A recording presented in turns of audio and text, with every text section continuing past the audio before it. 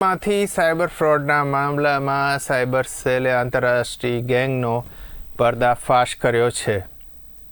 ત્યારે 111 કરોડ રૂપિયાના મામલામાં વધુ એક આરોપીની ધરપકડ કરવામાં આવી છે. સાયબર સેલની તપાસમાં દુબઈથી સાયબર ફ્રોડ કરતી આંતરરાષ્ટ્રીય ગેંગ ઝડપાઈ હતી. અગાઉ સાયબર સેલે સુરતમાં ઉત્તરાયણની એક ઓફિસમાં દરોડા પાડ્યા હતા.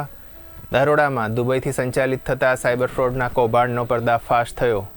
સાયબર સેલની તપાસમાં અગાઉ રૂપિયા 111 કરોડના ટ્રાન્ઝેક્શનનો ખુલાસો થવા પામ્યો છે. સાયબર સેલે અગાઉ આ ગુનાના 8 આરોપીઓની ધરપકડ કરી છે.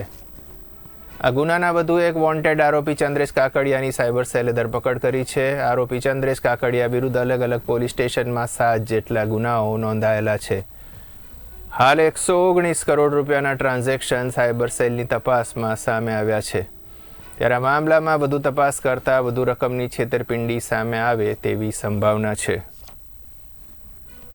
પોલીસ કમિશનર સર, સુરત શહેરની સૂચના અનુસાર સુરત શહેરના નાગરિકો સાયબર ક્રાઇમનો ભોગ ન બને તે માટે પ્રિવેન્ટિવ એક્શન્સ લેવા માટે સૂચના આપવામાં આવેલી હતી. તે અંતર્ગત ગત વર્ષ 2024ના ઓક્ટોબર માસમાં ઉત્તરાયણ પોલીસ સ્ટેશન વિસ્તારમાં આવેલ એક ઓફિસ ખાતે બાતમી આધારે સાયબર ક્રાઇમ સેલની ટીમ દ્વારા દરોડા પાડવામાં આવેલા હતા. સદર દરોડા દરમિયાન જે મુદ્દામાલ વગેરે કબજે કરવામાં આવેલ તેના આધારે દુબઈથી ઓપરેટ થતી આંતરરાષ્ટ્રીય સાયબર ક્રિમિનલ્સની જે ગેંગ છે તેનો પર્દાફાશ કરવામાં આવેલ હતો અને ત્યારબાદ એ ગુનો સાયબર ક્રાઇમ પોલીસ સ્ટેશનમાં રજીસ્ટર કરીને વધુ કાર્યવાહી કરતા અલગ અલગ ઈસમોને આજ દિન સુધી લગભગ 8 જેટલા જે ક્રિમિનલ્સ છે જેઓ અહીંયા સુરત શહેરથી સિમ કાર્ડ તથા મ્યુલ બેંક એકાઉન્ટ પૂરું પાડવા માટે કાર્યવાહી કરતા હતા તેઓને ઝડપી પાડવામાં આવેલ હતા. આ કેસમાં જે ક્રિમિનલ્સ દુબઈ ખાતે છે તેઓની એલઓસી વગેરે પણ ઇસ્યુ કરવામાં આવેલ હતી.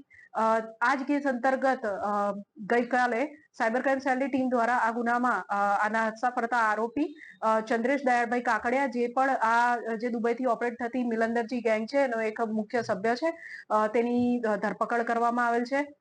સદર આરોપી ચંદ્રેશ કાકડિયા વિરુદ્ધ સાયબર ક્રાઇમ પોલીસ સ્ટેશનના આ ગુના ઉપરાંત કુલ સુરત શહેરના વિવિધ વિસ્તારોમાં અને અલગ અલગ પોલીસ સ્ટેશનોમાં કુલ 7 ગુનાઓ અગાઉ રજીસ્ટર્ડ થયેલા છે વિવિધ કલમો હેઠળ.